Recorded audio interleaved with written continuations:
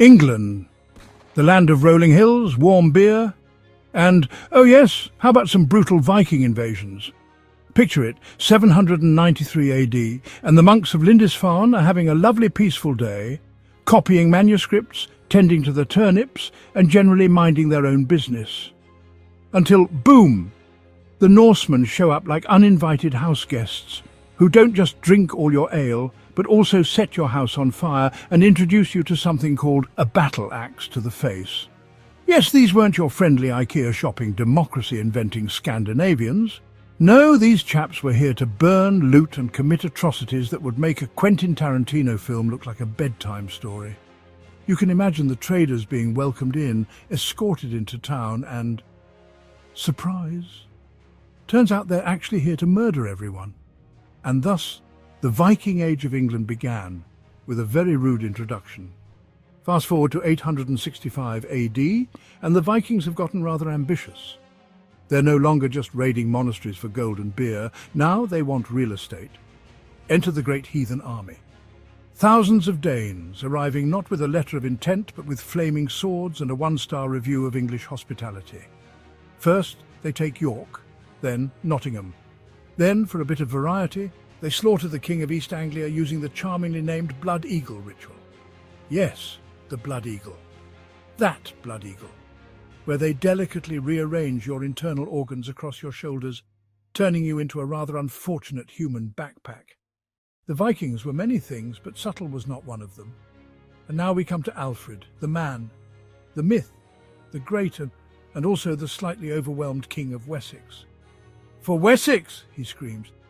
"Retreat!" he also screams. "All right, maybe if I pay them off." Yes, our hero's grand military strategy was bribery, a bold tactic, commonly used by desperate parents in supermarkets. At one point, he was so down on his luck, he had to hide in a swamp. And this, dear viewer, is where we get the famous legend. Alfred, lost in thought, accidentally burned a peasant woman's cake where he was hiding. She, being unimpressed with his whole King of England excuse, gave him a proper medieval earful. But you see, Alfred may have lost a few battles, but he wasn't out just yet. In 878 AD, Alfred finally decides that enough is enough.